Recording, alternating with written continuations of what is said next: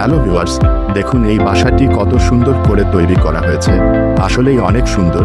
প্রত্যেকটি জিনিসে কেমন যেন একটা সাদা রঙের ছোঁয়া আছে। আসুন আমরা সম্পূর্ণ বাসাটি একটু ঘুরে দেখি।